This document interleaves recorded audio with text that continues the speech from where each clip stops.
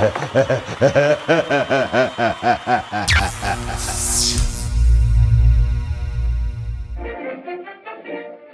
here we are working out in the rain with the hottest and youngest coach in the National Football League, Jim Trimble of the Philadelphia Eagles. Drafted by the Philadelphia Eagles, Mosca elected to follow ex-Eagles coach Jim Trimble to Hamilton.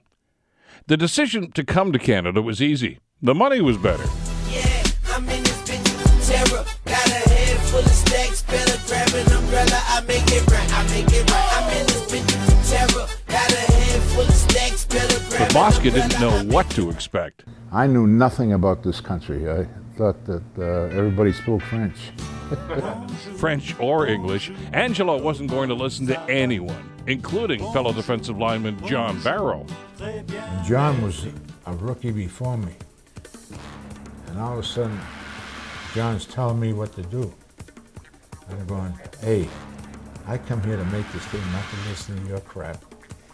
You know, and John was, unfortunately, John and I never got along. Angelo was the only American rookie to make the club in 1958. Whatever tension there was between John and he was erased when they stepped onto the field. It was all business. Together, they anchored the Cats' defensive line for 12 years. Off the field, Angelo fit in perfectly in his new home. I was tailor-made for this city. I knew the North End when I first got here. I knew every bootlegger in town, every crap game, every poker game.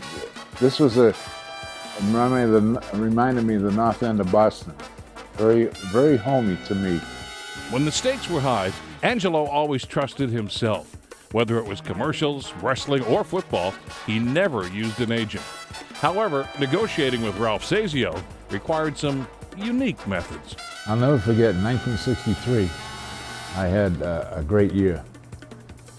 And Ralph was negotiating with me. And Ralph said to me, I suppose you want a raise. I said, well, listen, I swear to start negotiations. So what Ralph did to me was said, here's the phone. Make your own deal. Call somebody. I took the phone and threw it at him. He threw it right back at me.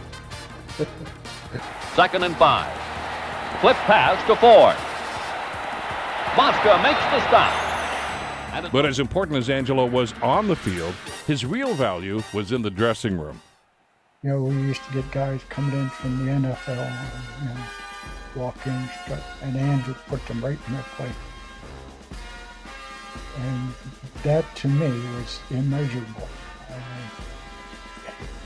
When somebody walked in or whatever, and Ann spoke, "Here, a big NFL man, they're coming in," you know, and the guy would just cringe, you know, because there was 28 other guys staring at him. Right. And that was, to me, that was immeasurable. There was a fellow named Art Baker. He was a big All-American from Syracuse. And he was having a hard time. And he started knocking guys. I'm going, who are you? How long have you been here? He said, you've seen me here for about 3 weeks. I said, I really don't care if I ever see you again. Boom! And I did that, and he was gone. The pass for Bethia.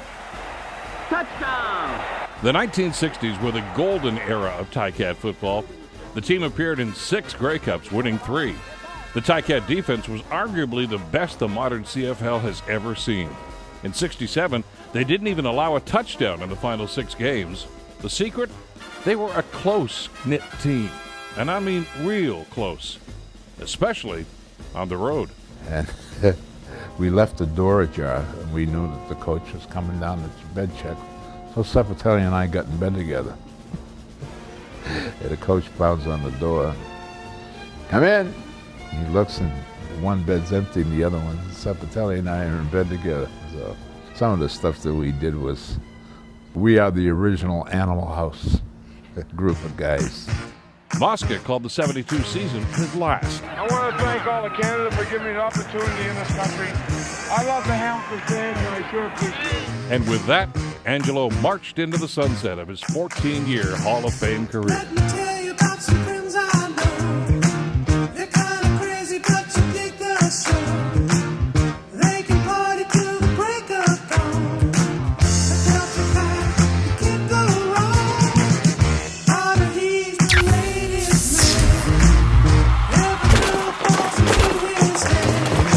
Yeah.